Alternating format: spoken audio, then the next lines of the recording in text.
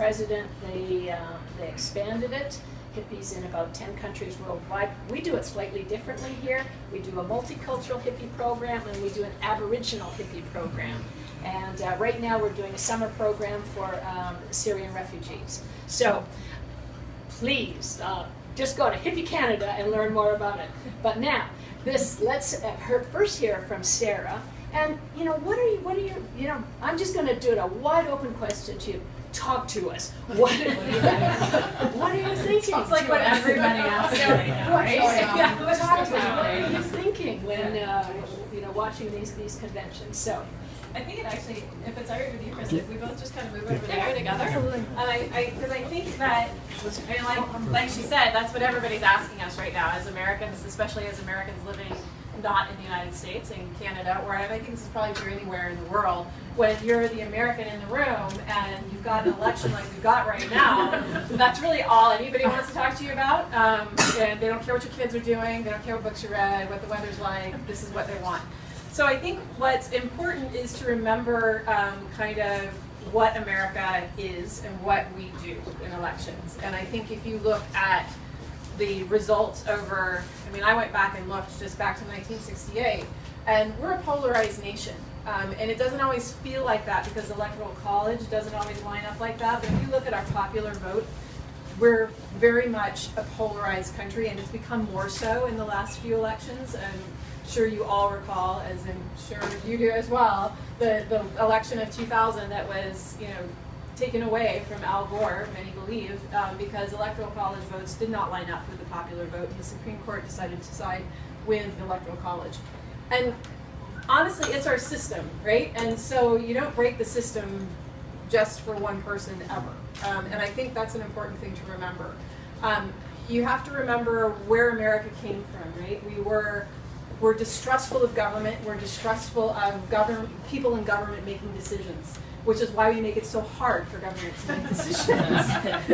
And I'm sure you all recall, that was the constant refrain on Keystone for a long time, was, why can't the government come up and make a decision? And when we were waiting for an ambassador, right, I remember probably people in this room asked me, why can't President Obama just call the Senate and make them make a decision on this? Why are you people slowing this down so much? As if it's an individualized decision. But the fact is, we created a government that doesn't make decisions easily, doesn't make decisions quickly, and that's to protect the people from government, because that's at the core of our DNA as Americans.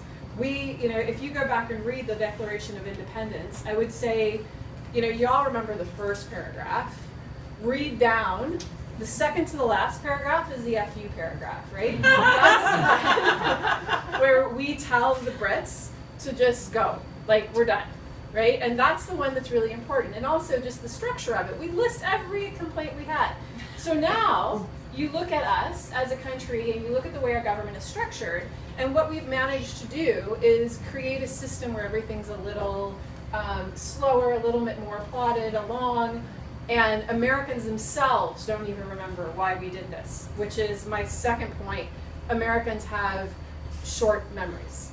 And I think that's something that, they don't remember 1968 and 1972 and the conventions of 1972 with the Democrats where, there was an establishment candidate and George McGovern basically ended up taking the nomination due to a lot of wrangling on the floors.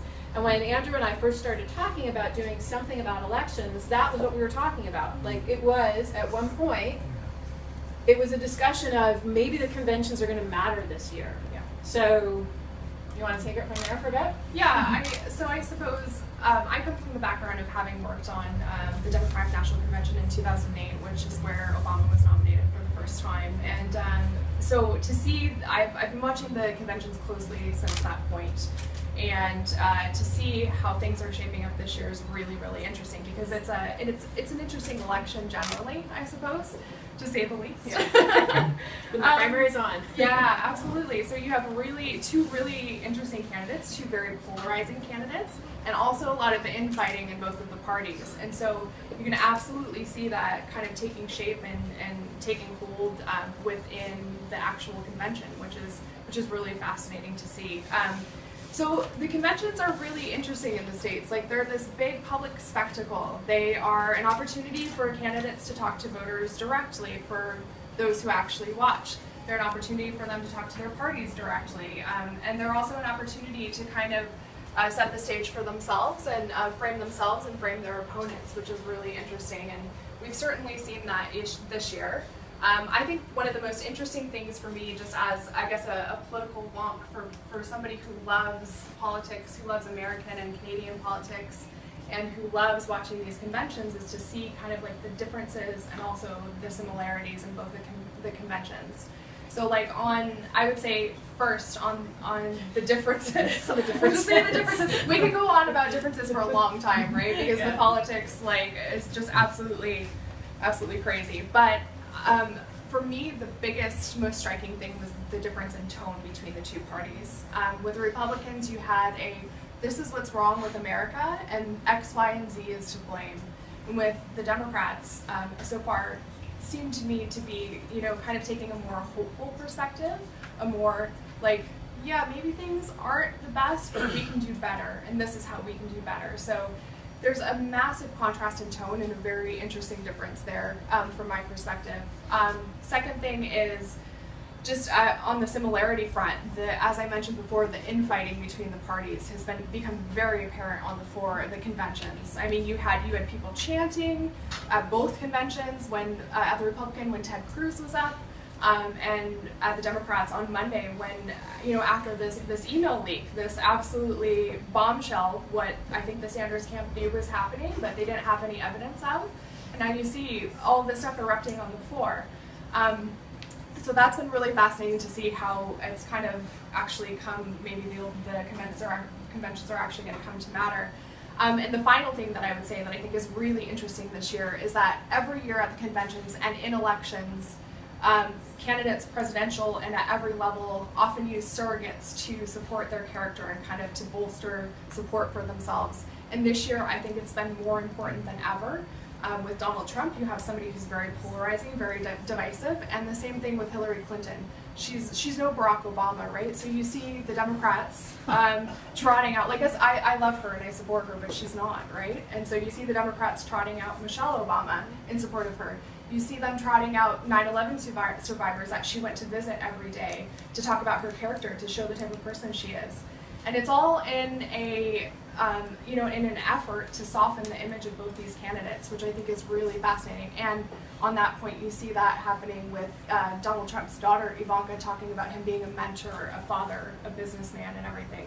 So conventions are always kind of crazy. The delegates that participate always wear weird outfits and hats. They're always like the party loyal and everything like that, but this year has been especially interesting and especially fascinating, and it'll be interesting to see what happens over the next couple of days with the Democratic again. Well, I think what was interesting too is for a long time we really believed that the conventions were going to matter in the sense of that there might be brokering involved, right? So that you may have in both parties, in one party you may have the outside candidate, the outsider, getting almost enough to get the nomination on the first ballot, but not quite, and so you were going to have some brokering going on the floor, where you had the party elite going around and trying to gather votes away from people with one alignment and move them over to another, and we thought that might happen in the Democrats as well for a while, and it hasn't turned out to do it. But I would say the other thing that's been really striking to me is it's the difference on the two sides, right? So you have the establishment candidates that were basically blown out of the water by Donald Trump on one side, and then on the other side you have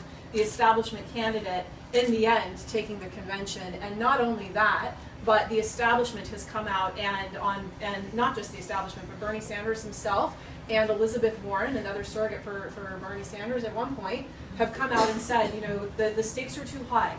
Like, this is, if we want the integrity of our country to remain, this is what we're going to, we need to elect Hillary Clinton, not the other guy. Don't stay home, don't make your vote not count, which I think is a real fear, because that's the other thing that happens in American politics, is when we're not inspired, we don't go vote.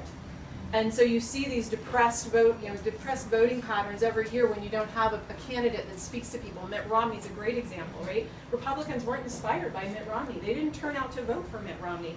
Mike Dukakis is another great example on the Democrat side. Nobody was inspired by Mike Dukakis, and so nobody showed up to vote. Well, not nobody, but not enough, right? And so you have this sense of, please don't stay home. Make it matter. You get one. Everybody gets one. So make your one vote matter. And so that push to actually get people to the polls this year, I think, is even more important than it has been in years past, because the Republicans are split, and you saw it on the floor.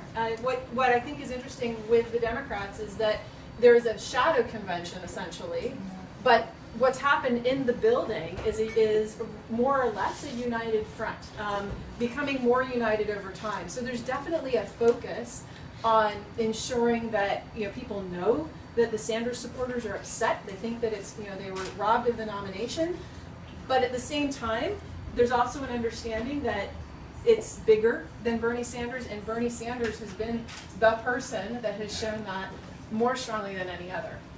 I mean, I was personally really struck, and I think a lot of people